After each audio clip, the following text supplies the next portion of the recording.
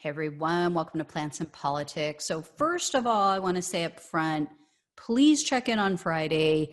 I'm going to be making an exciting announcement, at least I think it's exciting, about the show and how I can connect with all of you on a more personal level. So please be here Friday, check in with the videos, make sure you watch and listen to that.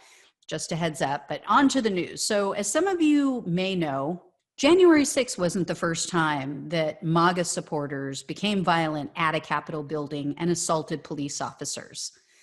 On December 21st of last year, MAGA protesters attacked the Oregon state capitol, and they had help from the inside. And that's not just my opinion, that's not an assumption. It was actually caught on camera.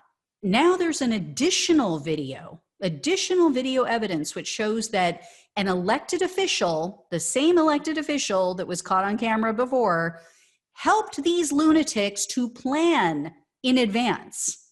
So here's the deal. For those of you who haven't heard about this story, last December, Republican state lawmaker Mike Neerman was seen in surveillance camera footage walking out of the state capitol building.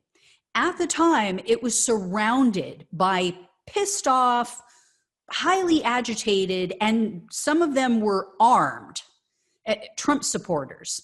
So when he walked out, he held the door open for them. He allowed them into the building where they assaulted state capitol police officers because the building had been closed. Because of COVID, that door was locked and nobody was allowed inside. These people were all protesting various things, not just the election, but also the COVID rules, COVID guidelines, mask rules, what have you. So some of them were breaking windows on the building. Some of them assaulted journalists outside. Sounding familiar, right? Sounding like January 6th. So these were clearly not peaceful protesters. And what was really damning for Neerman was footage of him basically walking out the door and just walking around the building and then re-entering for no apparent reason. There was literally no explanation for why he left, why he opened the door and left the building to begin with. So this was a deliberate move by Neerman, which is why many, many individuals issued complaints against him. And the incident was subsequently investigated by an outside law firm. So that law firm just issued their report stating that Neerman, quote, more likely than not, intentionally breached security protocols. And the report also notes that many protesters were wearing military gear and were armed, and they were carrying flags and signs with extremist type messages on them, including, quote, politicians are the virus, revolution is the cure, and bring back tar and feather. Although they left out the word and. So it was just bring back tar, feather. Well, now an additional video, which I alluded to, just surfaced. And this proves that Neerman's actions that day were not just deliberate, they were premeditated. He planned to do this. On video, Neerman tells MAGA supporters that he will let them into the building when they text him. And then he gives them his cell phone number. And Neerman confirmed this. He actually went on a conservative radio show recently, and he called in, I should say, and he admitted it. He called into the Lars Larson show, and first of all, he was joking about it and what was happening to him over all of this. And then he said, quote, that video was me setting up the 21st, I think. But he tried to explain it away as, oh, well, I was just taking part in civil disobedience because I don't agree with the Capitol building being closed to the public. But it's closed because of COVID. So this asshole put everyone's life in danger in that building by allowing these unhinged conspiracy theory lunatics into the building. And then they violently assaulted officers. They were physically attacking them. They were spraying them with chemical weapons.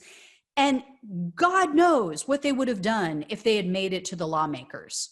What would they have done if they found them? On top of that, though, he put everyone's life in danger by potentially exposing them to COVID. Because you just know the majority of the nutcases who were out there surrounding the building are COVID deniers, and they refuse to wear masks. So the good news is that Neerman has been criminally charged with official misconduct and criminal trespass. He was charged with those crimes before this second video was discovered. Unfortunately, those two charges are only misdemeanors, and they have a combined penalty of just over 1 year in prison, essentially like 1 year and 1 month. Hopefully, now that this new evidence has emerged showing that he planned this attack, maybe the charges can be increased. I don't know. Maybe they can get him on some sort of conspiracy charge as well. I'm hoping. And he may soon be removed from his position of power anyway. A bipartisan committee was just formed in the state house, and they're trying to determine if they should expel him. And it's looking like they're probably going to. As of now, he's been stripped of his committee assignments. He has to give 24 hours notice if he plans to enter the building. And he was also asked to resign. And this is why I say it's a good chance he's going to be removed, because all 22 House Republicans signed onto a letter encouraging him to resign for the good of their caucus and his family.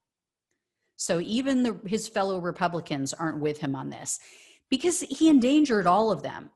But this guy, he's, typical Trumplican. He's using the Trump playbook.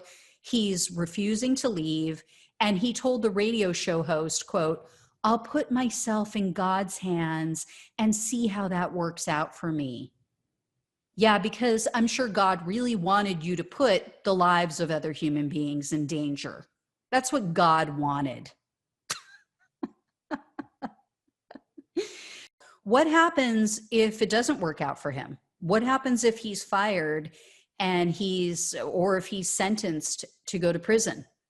Is he going to reconsider his life choices? Is he going to say, well, this is God's answer, and obviously he didn't like what I did, so I need to change my ways? Hell no. These people only believe that God agrees with them.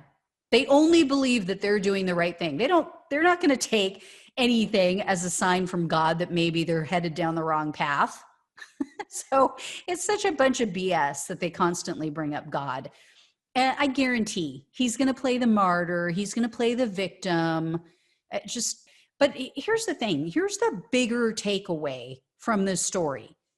There were plenty of warning signs prior to January 6th.